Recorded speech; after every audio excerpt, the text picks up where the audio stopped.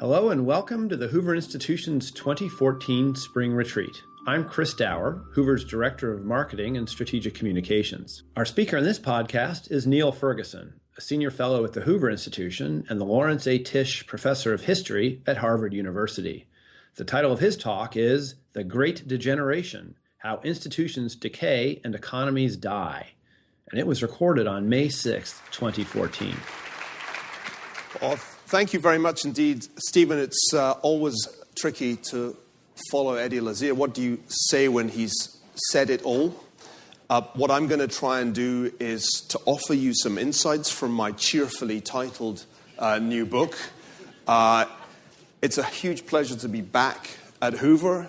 I've never felt so acutely the need for this institution when there are threats to liberty around the world of all shapes and sizes, at home and abroad. We are doing hugely important work here, and your support of our efforts is enormously important. If this wasn't the Hoover Institution, but say some left-of-center version of it, you might be listening to my former boss, Larry Summers, talking about secular stagnation and blaming it on insufficient fiscal stimulus, as if there were some fiscal way of keeping growth rates up at levels pre-crisis which were obviously inflated by a bubble. Or you might be listening to the latest pin-up of the liberal left, Thomas Piketty, explaining to you why inequality is the scourge of our time. I kind of wish he was here, because then I could ask him why his own data show, and this chart is rather telling, that the problem of wealth inequality is in fact greater in Europe than in the United States right now, as was true a century ago, despite, of course, the creation of far more progressive welfare states in Europe. But neither Larry nor Monsieur Piketty are here, and so we can worry about serious issues. This is what I worry about. You may have read in the newspapers in the last week that according to at least one measure of gross domestic product, which adjusts for purchasing power parity, China has already overtaken the United States as the largest economy in the world. Even if you don't buy those calculations, the IMF's latest World Economic Outlook, using the same measure, says it's going to happen in the next few years. This is a hugely important development, however you crunch the numbers. Even if you prefer to do the calculation on a current dollar basis, it's pretty clear that this is the big trend of our time. And when historians 30 or 40 years from now look back, they, I think, will be far more concerned with this huge shift in the global economic balance of power than with insufficient stimulus or rising inequality. The reason I think this is that what we are living through is the biggest shift in economic history for half a millennium. Take a moment to look at this chart. What I've done here is to calculate some ratios of per capita gross domestic product. And the idea here is a relatively simple one. What you're trying to do is, and the pointer's not very bright, but what you're trying to show is that from the 1600s, if you simply calculate the relationship, the ratio of American to Chinese per capita income, there is a really quite amazing trend that carries all the way from the 1600s right down to the later 1970s.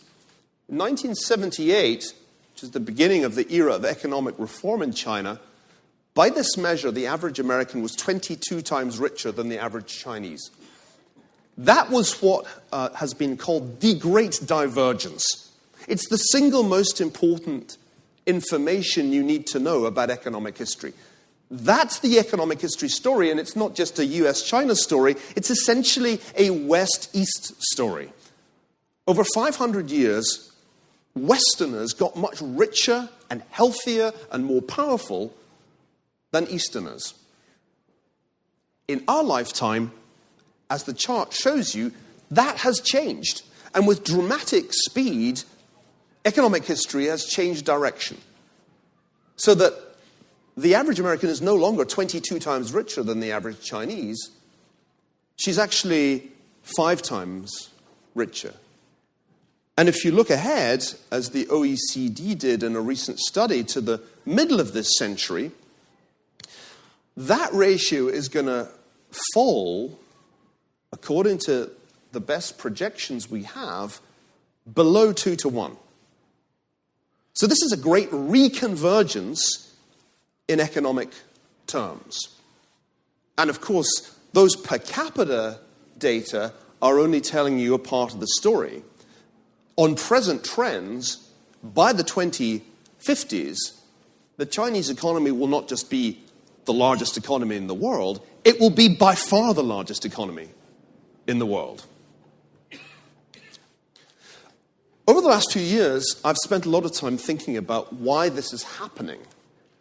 And I've had to come up with a 2-part answer to the question.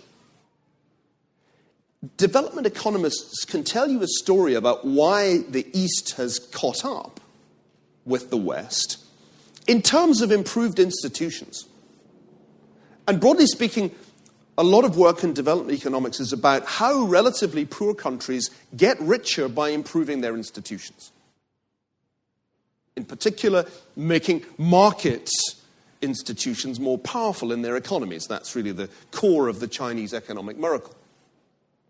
But it struck me as I was reading my way through this literature that there was a simultaneous but different process at work. And that process was the process whereby rich countries with good institutions end up with worse ones.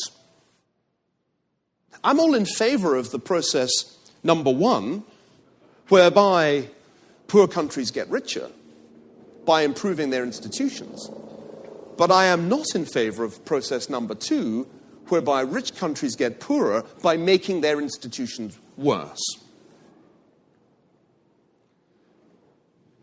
A few years ago, I published a book called Civilization, which tried to explain how the poorer countries of the world had improved their institutions by essentially copying what I called the 6 killer applications of Western civilization. And in order to save you the need to read the book, I've summarized its argument in a single slide. You still have to buy it, though. The deal is this: you still have to buy the book, but you don't necessarily need to read it from cover to cover, though it's actually quite a good read. There were 6 things that developed in the Western world from around the 13 or 1400s that did not really exist anywhere else in the world.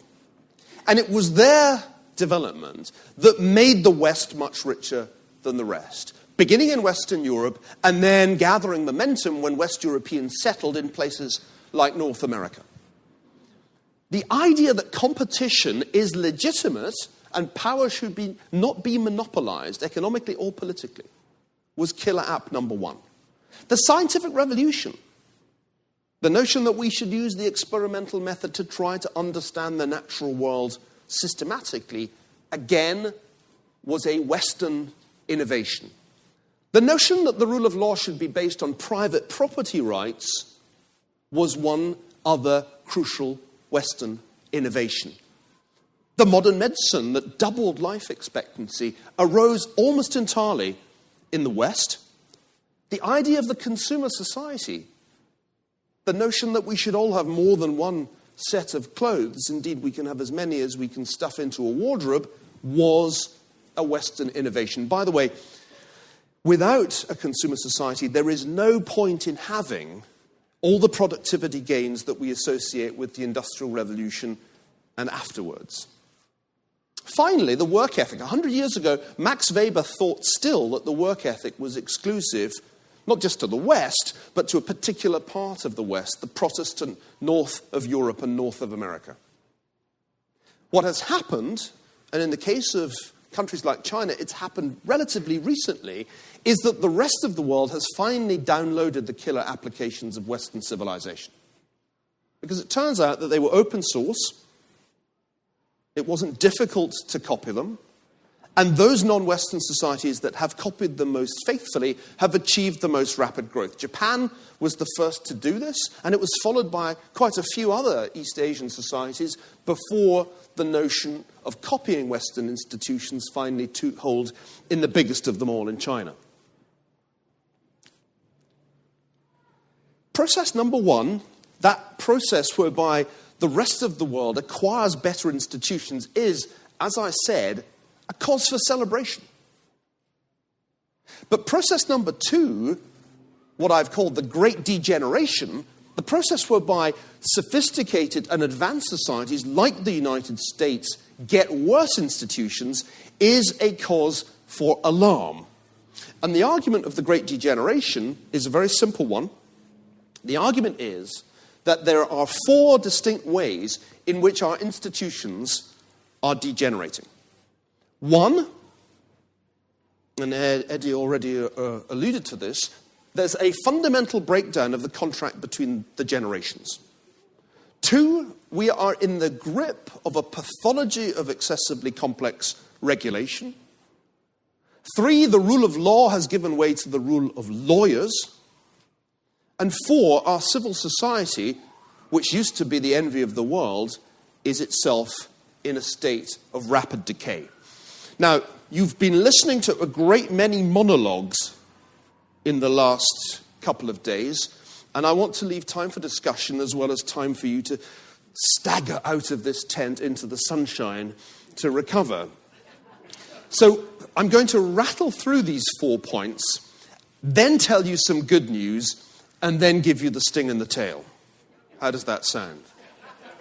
Okay, it's really straightforward, actually. Some of this you already know, but let's just put it very clearly. When people talk about the fiscal crisis of the United States, they're not talking about the fact that the 1% is not paying enough to the 47%. That is all an illusion. The real inequity is intergenerational. It's the baby boomers, I'm afraid that's us folks, who have been essentially consuming at the expense of future generations, the young and the unborn. And that is what I meant when I said that there's been a breakdown of the contract between the generations. My good friend Larry Kotlikov did some calculations recently, asking what you'd have to do to achieve generational balance in the United States, by which he meant to ensure that future generations pay the same amount of tax and receive the same kind of benefits as we all do, or will. And the answer is staggering. You would have to introduce an immediate and permanent increase in all federal taxes of the order of 64%, or cut all government spending across the board by 35%. Oddly enough, these policies have not yet been adopted by any candidate for election in this country. The point is simple. We've created massive generational imbalances, most obviously in the systems of healthcare and social security, and nobody is willing to pony up. Therefore, the bill will fall due on future generations. There are a whole bunch of ways in which this economy is stacked against the generation of my kids and my grandchildren, but I think this is the biggest one. A great deal of illusion persists about the health of federal government finances because of a temporary improvement not unrelated to the sequester that was imposed on the administration by Congress. Even with those cuts, and even with the tax hikes there have been, it is still highly unlikely that the federal debt will remain at its current, still historically high level of around 75% of GDP. The Congressional Budget Office did a whole bunch of long-term scenarios looking ahead to 2038. I went through the report very carefully. I looked at all the scenarios that they listed. There were only 3 out of 13 in which the debt would come down between now and 2038, and those were all politically unimaginable, involving extraordinary breakthroughs in Congress, either on taxation or on spending. In a worst-case scenario, we're looking at an explosion of the debt to GDP ratio, taking it up to what would be the unprecedented level of 190% of gross domestic product. That's a really ugly slide I just showed you, but I needed to show it to you so that you're aware that the balance of probability remains that the debt will continue to grow, and with every increase in that debt, the burden on future generations is growing. Point 2. We have lived through an extraordinary era of regulation. There was only one period in modern times when the Federal Register, which is a great and simple measure of the volume of regulation because it's the volume that contains all the regulations, only one period when the Federal Register shrunk in size. And that was Ronald Reagan's presidency. In every other presidency, going all the way back to Franklin Roosevelt, regulation has grown faster in volume than the economy. And you can see by just how much by comparing the growth in the size of the Federal Register with the growth in real GDP. Some of the things we just heard about, Dodd-Frank, the Affordable Care Act, are symptoms of a profound malaise in which government generates every year ever more regulations of ever greater complexity. This is a pathology which is having already negative impacts on our economic performance. There only are about 20 countries in the world where the ease of doing business has deteriorated since 2006, if you look at the World Bank data on ease of doing business. And the United States is one of them. What I've done here is just to compute how many days it would take to go through sequentially the procedures that are measured by the World Bank. Start a business, collect a debt, get an export license, all that kind of thing. Imagine you had to do them one by one in order. And then look at how many days it takes and compare 2013 with 2006. In the United States, there's actually been a near 20% increase in the amount of time it would take you to do that stuff. So the United States is in great company with Burundi and Zimbabwe, a tiny minority of countries in the world where the ease of doing business is going the wrong way, where it's getting harder to do business. Okay, put your hands up if you're a lawyer.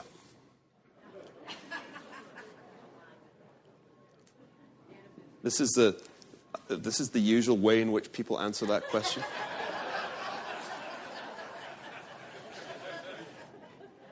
There was a time when everybody regarded the rule of law as one of the glories of the United States. But the combination of ever more law, not to mention even more regulation, here's just the tax law, which already is mind-boggling in its size and complexity, and the growth of the tort system as a source of revenue for lawyers, means that the United States now has not got the best rule of law in the world by any means. It has the most expensive rule of law, that's probably for sure, but it's not the most efficient, and it does not deliver justice in the way that we would like to see. This relates to a more general point which is captured in some interesting international surveys of institutional quality. When we talk about institutions, and the great Doug North has taught us so much on that subject, we're talking about a whole complex of things of which the rule of law is only one.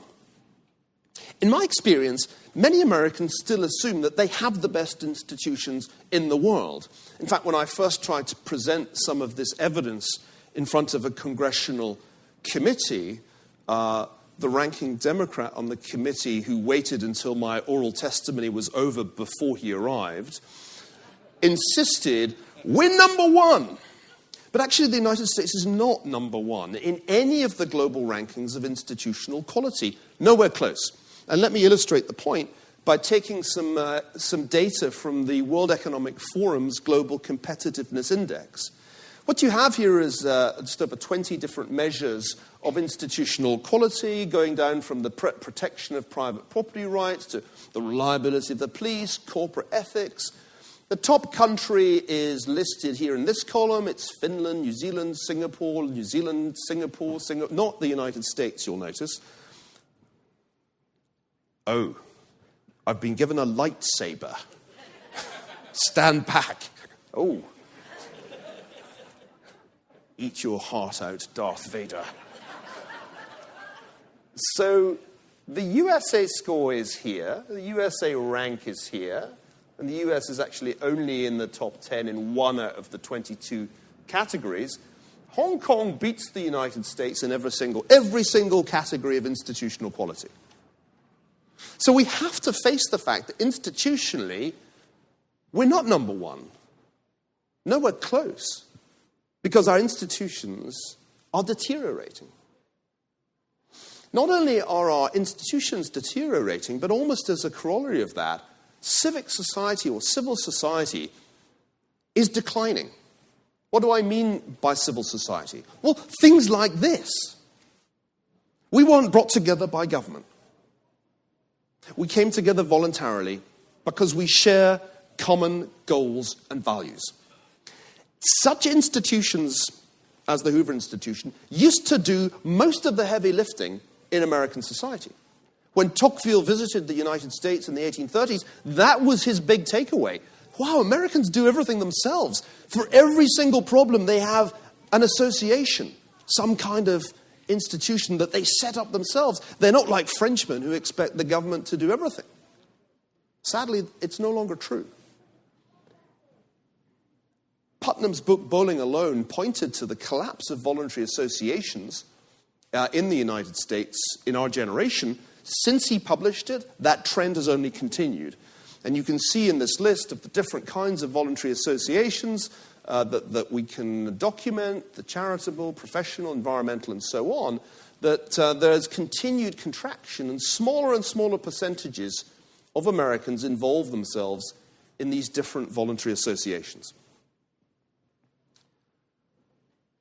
The fact that we have an ever-rising proportion of the population in receipt of Social Security invalidity benefits cannot just be explained in terms of demographics, because look, the age group to which I belong, people in their late 40s, early 50s, is increasingly reliant on these kinds of benefits. Nearly 6% of people my age get Social Security invalidity benefits. Despite the fact that labor has got a lot easier, in case you hadn't noticed, there's a lot less literal heavy lifting in our economy. And in theory, we should all be healthier than previous generations. God knows we spend enough on healthcare. But here's the thing that really gives you pause. Let's look at how the next generation is performing, shall we? The PISA study sets a standardized examination in math for teenagers, 15-year-olds, all over the world. Since they started to include the Shanghai district of China, it's been clear that Chinese students, at least in that part of China, do a lot better than American students. But this is the killer slide, because this adjusts for parental occupation. You won't be surprised to know that there's a correlation between parental occupation and performance in school. But even when you allow for that, even when you separate out the children of professionals from the children of manual workers, the Chinese students win. Indeed, the children of unskilled workers in China do better in this math test than the children of professionals in the United States. Even the poorest Chinese kids are doing better at math than the best off American kids. When I saw this chart, I almost fell off my chair. This is scary. This is what a great degeneration looks like. That word degeneration I use quite deliberately to make you think about our generational problems. Because the generational problem, by definition, is the problem of America's future.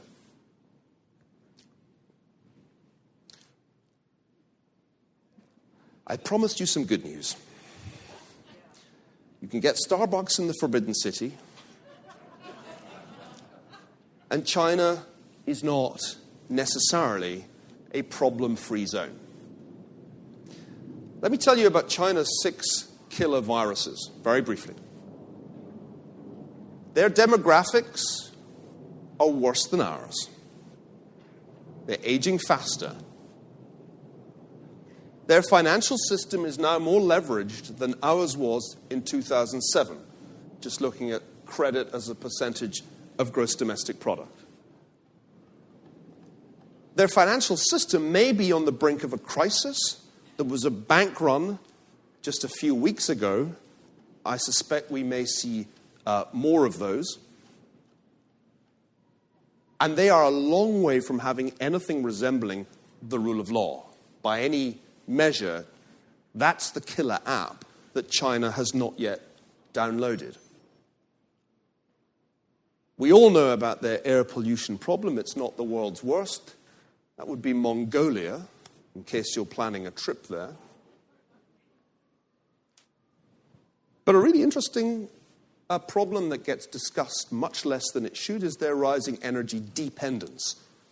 You've all heard, I'm sure, about our rush to energy independence, and that's a great and exciting thing. Here I can show you it looking at the production surplus or deficit as a percentage of consumption. The US goes, that's the red line, from huge deficit into surplus within a matter of years. But the really interesting geopolitical trend is that China is surging from surplus into deficit. And I think Chinese energy dependence is going to be a bigger story than US energy independence. So before we assume that the future belongs to China, let's bear in mind those 6 killer viruses that seem certain to slow China down. There's light in the gloom, just as there was light during Hurricane Sandy, albeit from the Goldman Sachs offices, depicted here. That was my favorite photograph of that whole horrible crisis. You know what? When you drill down, county by county, state by state, there is a recovery in America. Jobs are being created in parts of this country. They're shown here on this map. The dark blue spots are the places where jobs have been created despite all the bumps of the financial crisis. What is really interesting to see is why some states in this country are growing. And here I have them ranked in 4 different surveys of business climate and friendliness to small and medium-sized enterprises. And it's the same states that pop up in the top 10 in nearly every case. States like Texas that crop up, North Carolina, North Dakota, that crop up in survey after survey. It's so simple, but it doesn't get said often enough. Institutions matter. And where states have good institutions, where they encourage business, jobs are created. And when states have bad institutions, the opposite happens. Take a look at the worst down there in the bottom. That list there is a list of ignominy because these are the states least friendly. Oh, number 38, California, come on down. These are the states least friendly to small and medium-sized enterprises in this country. My story is simple. Institutions are crucial. Improving them is what you do if you're a poor country that wants to get rich. If China doesn't figure out its institutional problems, particularly the lack of rule of law and meaningful property rights, it will not become by far the biggest economy in the world. It will hit a ceiling, and it may hit it soon.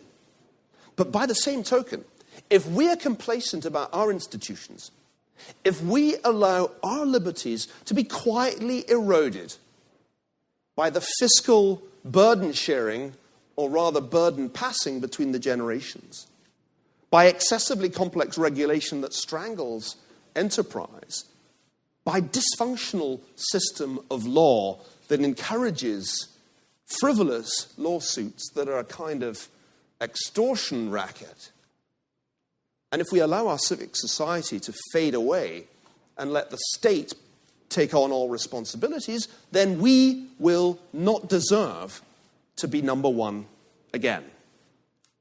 I don't often quote John Kerry. In fact, this is the only time I've ever done it. But he said something very true, without quite meaning to, shortly after his appointment of Secretary of State. He was addressing a group of students in Berlin, and I think he was trying to make a joke. Never try to make a joke in Berlin. Because his audience studiously wrote down what he said, nodding their heads. In America, Secretary Kerry said, "You have a right to be stupid if you want to be. Our tragedy is that every day in Washington, D.C., our politicians are exercising that right to be stupid. And that's what needs to change." Thank you very much indeed.